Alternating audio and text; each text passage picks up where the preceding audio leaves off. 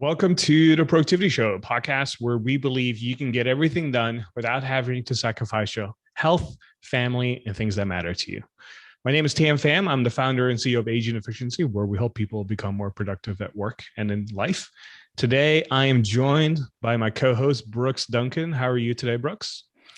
I'm great. Almost made it through another year. So I'm excited to almost get into all the Norwegian baking that we do in my family and get that's my top priority, obviously. Ready to get started on the new year. Yeah, 2021 is coming to an end, and most of us who are listening at this point are getting ready for 2022. So today's episode is all about how to get ready for next year. Now, in a previous episode, in episode 382, we talked about how to review your past year, see how you did, and maybe some things have come up for you that you might go, oh, you know what? This is something I would actually like to do for 2022. So if you haven't checked out that episode yet, be sure to check out that episode. You definitely don't want to miss that. But in this episode, we're going to connect some of the things you've discovered during that process to the upcoming year. So even if you missed it, don't worry. We have plenty of tips and strategies for you to help you out here to make sure that 2022 is going to be a successful year for you. So everything that we mentioned here in today's episode will be in the show notes. So you can always go to theproductivityshow.com/383. As always, before we start diving into the content, one of the things we always like to do at the Productivity Show is share some of our favorite productivity resources as of lately. And I have three of them here for you here today. So the first one is a book called The Five Book. Where will you be 5 years from now? And this book is written by Dan Zadra. I hope I pronounced that correctly. It's Zadra. Or since Brooks is Canadian, he would say Zed. So the cool thing about this book is that it has tons of interesting and useful exercises to get you thinking about what you want your life to be like 5 years from now. So if you're looking for questions, prompts to kind of steer you in the direction of like, what is my future going to look like? This is a book you definitely want to check out. The second recommendation that I have here today is a pair of sunglasses called Ray-Ban Stories. So I think most of us are familiar with the brand Ray-Ban. Now, a few months ago, they released a new set of sunglasses in collaboration with Facebook that can record videos and take photos while you're wearing the sunglasses. And I personally love this pair so much that I wear it all the time when I'm riding my e-bike. So something I would definitely recommend you check out. And then the third one is another book called The Algebra of Happiness. This is a really short book on the topic of happiness, according to Scott Galloway, who is a NYU professor. So it's not really scientific in that sense, but it's more his stories and analogies of what it means to live a happy life. So I definitely recommend you check out that book as well. Again, everything will be in the show notes, so be sure to check it out at theproductivityshow.com/383. So, Brooks, let's just start diving into today's topic here, how to get ready for next year. Anyone that's listening right now, what would you say to that person? Yeah, I know a lot of us have been in this situation where maybe you find every year that you make these big yearly goals, but then at the end of the year, they didn't happen. Maybe you kind of forgot about them partway through the year or something changed. Or maybe, and a lot of us have also been in this situation, you find yourself making the same goals every single year, which obviously means they didn't happen. So that could be something that some people resonate with you, or maybe you just feel uncertain, like you want to get ready for the year, but you just feel uncertain about everything. Things keep opening and then closing. Things seem to be getting better and then not. And you find it hard to plan when everything just seems so uncertain. So we're going to be talking a little bit about that. Or maybe you're somebody who has been very consistent in your annual process, like you have an annual process down, but you maybe need some more tips, or you want to do a tweak that will help you get to your goals faster. We're going to be helping you with that as well. So we're going to be going into 3 ways to get ready for next year.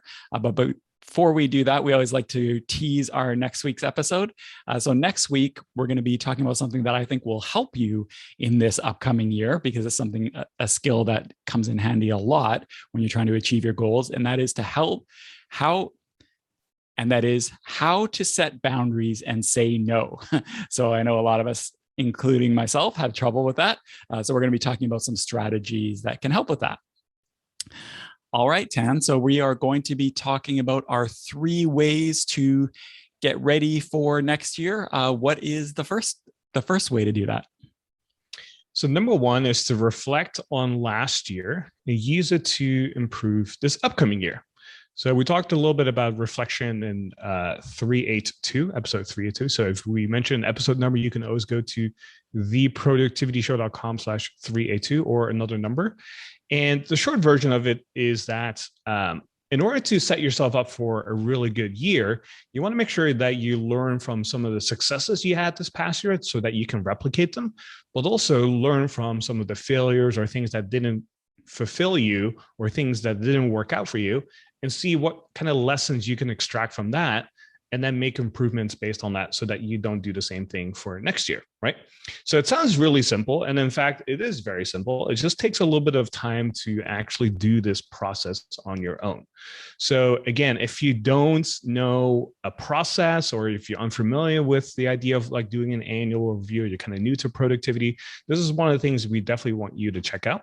So again, episode 382 is a great place to start. But if you haven't checked out that episode yet, if you have a journal, I would recommend that you go through your journal and spend maybe 15, 20 minutes just reading some of the things you've written down over the past year or so. And if you're new to journaling or if you've never done it, definitely go check out episode 301, where we talk a little bit about the benefits of journaling and how to get started on that. Now, I know also many of you have probably used a calendar in the last 12 months or so, right? Most of us who are listening to the Productivity Show probably use some form of a calendar, whether it's digital, analog, maybe it's like a paper form. I would recommend that you start looking back at your calendar and just go starting in January and kind of look at, what happened in January, and then what happened in February, what happened in March, and you just go month by month.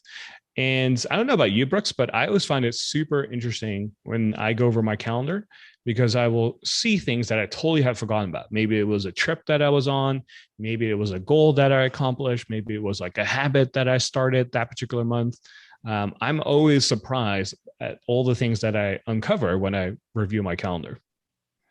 Yeah, it's the same with me. I find that calendar, not all of us keep a journal, but pretty much everybody uses a calendar. And I'm sure pretty much everybody who listens to this show uses a calendar. And I'm the same thing. You'll go back and you'll see, and this isn't something that has to take a huge amount of time. We're not talking about like go in depth in each calendar entry you've had for the last year. We're not talking about that, but it's more just like going back and skimming it, and you'll see things that trigger. You'll see a conference you went to in March, or you'll see a project you were working on in June that you had kind of forgotten about, or maybe just you knew it in the back of your mind, and it will remind you of some of the things that came up during the year, and it can really, really, really helpful. So yeah, the calendar for me is every time I do this, I'm very surprised at the things that I had completely forgotten about throughout the whole year. Most of us have recency bias, and that's the idea that we tend to remember the things that recently happened to us, but we forget easily all the things that happened way beyond that, right? So now that it is September or December, you might be saying to yourself, okay, well, I might know what happened in October or November, maybe the last 60 days or so, but I definitely don't remember what happened in February or March of this year, right? And that is not to your fault. It's just how our brains kind of work, right? We have short-term memory for a lot of different things. And so this is where the calendar is so helpful. So one of the things I would encourage you to do as you're going through your calendar is to look at some of the big wins that you had this past year, and also some of the losses or things you feel like, oh, I wish this had gone better. And if you're someone who has done personal retrospectives, which we've talked about on the podcast as well, this is something you can look at as well and say, hey, let me pull up all my retrospectives that I've done and see some of the things that I've learned and some of the lessons that I've had from that, and kind of say, okay, what can I take from this and use it for next year, right? So again, this whole idea here for tip number 1 is to review what happens and extract lessons from that. So another way to think about this, how can I replicate some of the big wins that I've had this past year and do it again for next year? Or what are some of the things that didn't go so well, and how can I make improvements based on that, and then make sure that next year is going to be a little bit better than that, right? And so it sounds so simple, and it really is, but most of us just don't spend any time doing this. So I want to encourage you to really start maybe scheduling some time for yourself to go over your calendar for 30 minutes or so. And you'll be surprised with all the things that you'll uncover. So again, that is tip number one. Reflect on last year and use it to improve this upcoming year. Now, before we move on to tip number two, I want to give a quick shout out to our TPS Plus subscribers. Brooks, can you explain to our new listeners what TPS Plus is? Yeah, TPS Plus, which you can learn more about at theproductivityshow.com/plus, is our kind of like a special upgraded version of the Productivity Show, where you get episodes ad-free and you get them a week ahead of everybody else. And there's a bunch of other benefits. Like one thing we hear a lot that people like is you get access to our show notes. So these are the actual notes that Tan and I work off of. And what I do is right after recording the episode, I export them to a PDF, and then they're available for TPS Plus members to download. People like having it in written form, so that's another benefit.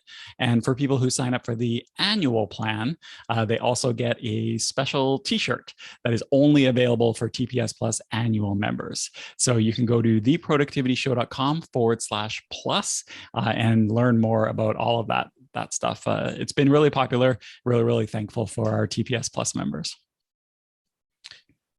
Thank you, Brooks. And let's move on to tip number two here, and that is to use the T framework to see a big picture of what you want to focus on. So at Asian Efficiency, the company behind the Productivity Show, we are known for our methodology called the T framework, and T stands for time, energy, and attention. So as if you're drinking a cup of tea.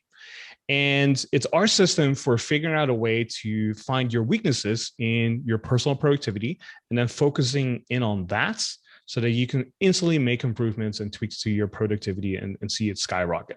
Because we're big believers that if you have time, energy, and attention fully maxed out, you are going to be an extremely Asian efficient person, as we like to say. So if you're unfamiliar with the T framework, this is your first time hearing this, we recommend that you go to theproductivityshow.com/T, and we have all sorts of resources there. We also have a complete episode on this at 275. So if you go to theproductivityshow.com/275, you'll find an episode there as well. Or if you're listening to us in an app, just scroll back a little bit, find episode 275, you'll see it there. But basically the idea with the T framework is that you can pinpoint exactly your starting point. So as you're starting to think about 2022, what do you want? Do you want more time? Do you want to have more energy? Or do you want to get more focused? Just based on those three questions, what stood out to you the most? What is something that you went, Tan, this is what I want. I want more time. Some of you say, I want more energy. And some of you will say, you know what? I get so easily distracted. I wish I could concentrate or focus longer. One of those three is going to resonate with you. And that's probably true for 99% of people.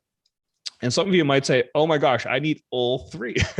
And if that's you, don't worry. I know a lot of people are in that camp, but what I would recommend is that you don't focus on all three. You actually just pick one. And so each area, once you start to focus on one of them, has action steps that you can take to help you out right away. And again, the resources that I mentioned earlier will have all those things laid out for you. In the future, we will also have a T framework course as well, where we're going to walk you through our system and give you some more actionable steps.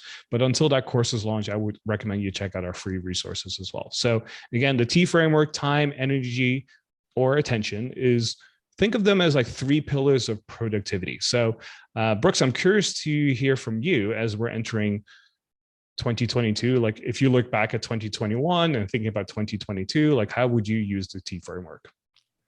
Yeah, so the way I do it is I try to pick one of the three to focus on each year, which is not to say I don't I ignore the other two. Of course, all three, like you said, are the pillars of productivity, but I try to pick one that's kind of like an overarching theme for at least the beginning of the year, if not the whole year.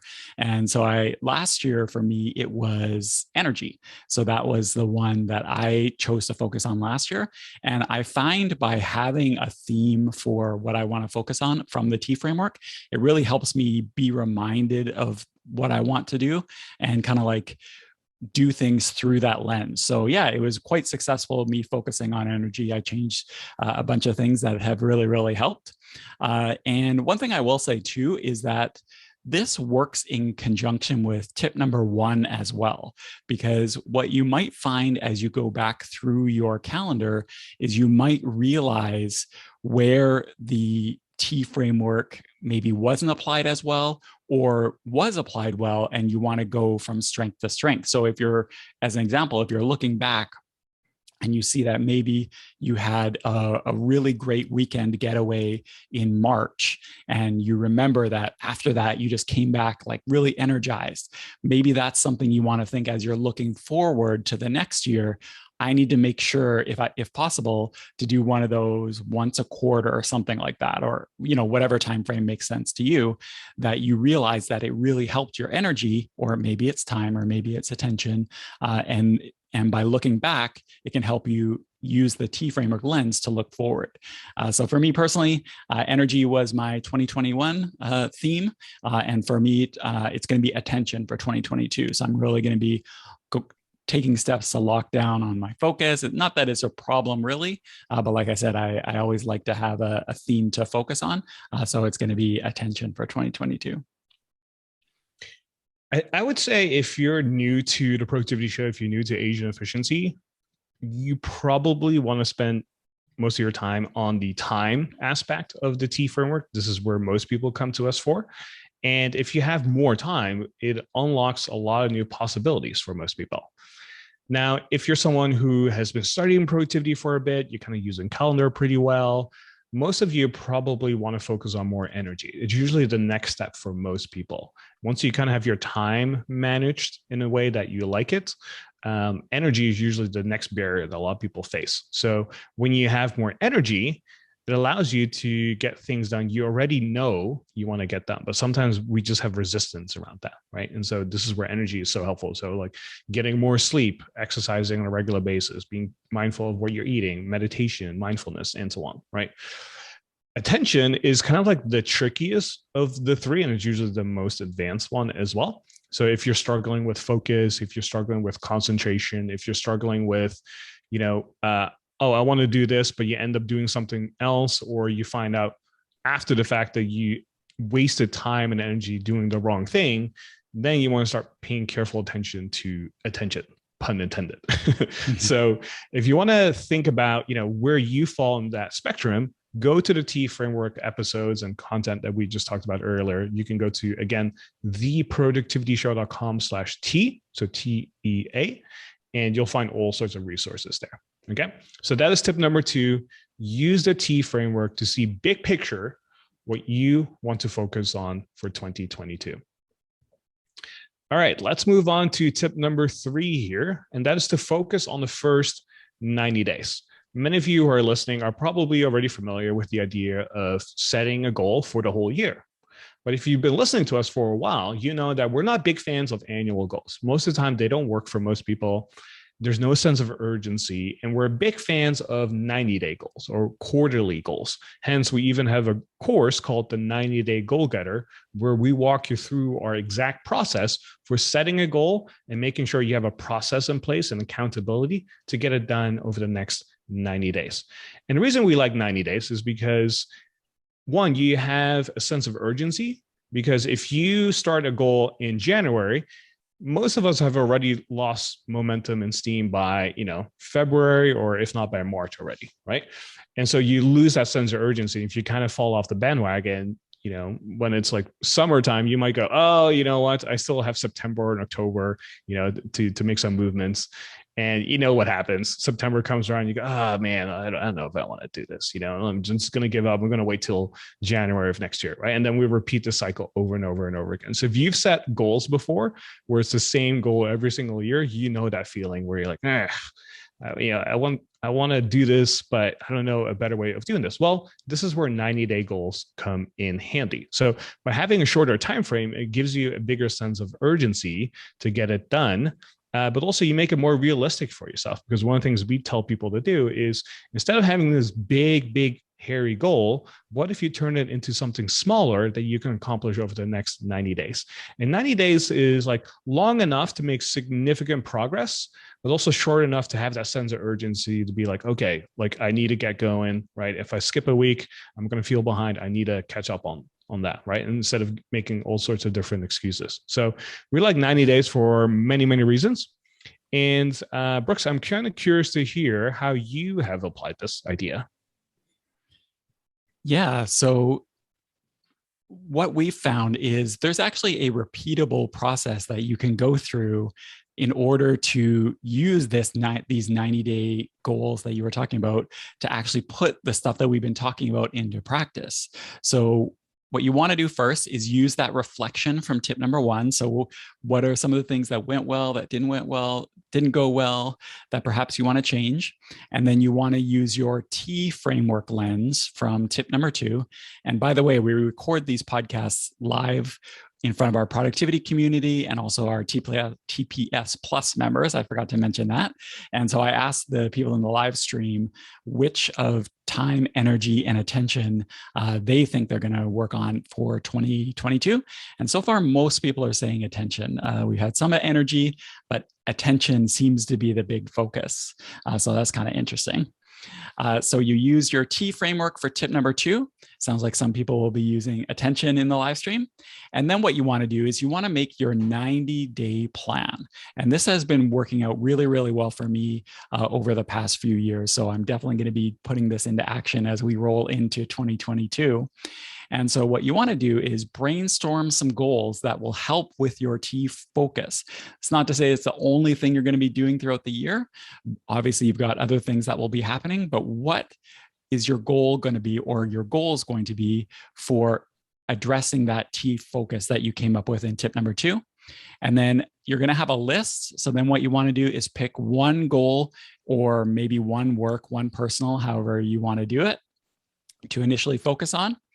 And then what you want to do is analyze, like, where are you now with that goal versus where do you want to be? Like, what's the gap in between? Then you want to figure out what actions do you need to take to close that gap. And then what you want to do is figure out how you can make time for those actions. You know, we can rarely find time. I don't know about you, Tan, but a lot of us have pretty busy schedules. So it's not like we have a bunch of downtime sitting around that we can all of a sudden start doing stuff to address our goals. Usually we need to make time somehow, and then figure out, what do you need to be successful? Do you need to learn some additional skills? Do you need to get some help from other people? What is it that you need to be successful?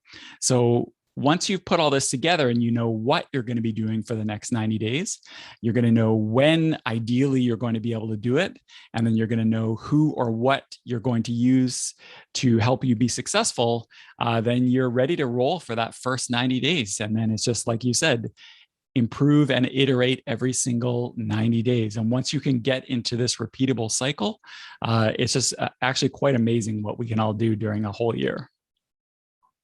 Yeah. So I, again, would encourage you to turn it upside down and say, hey, instead of doing an annual goal, I'm going to do a 90-day goal.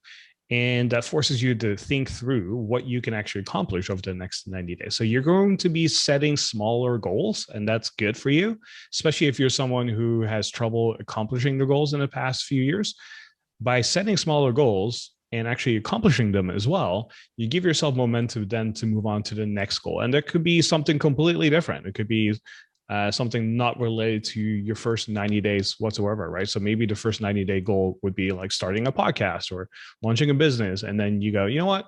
I've actually found out that I don't want to do this. Now I'm going to change it to learning how to dance salsa or something, right? It could be something completely different, but now you have the time and energy and capacity to do so without waiting for a whole new year to kind of re-jump things and restart things, right? So again, we like the 90-day plan very much. So to kind of wrap up tip number 3 here, focus on the first 90 days. Don't worry about for the rest of the year. Just focus on the first 90 days.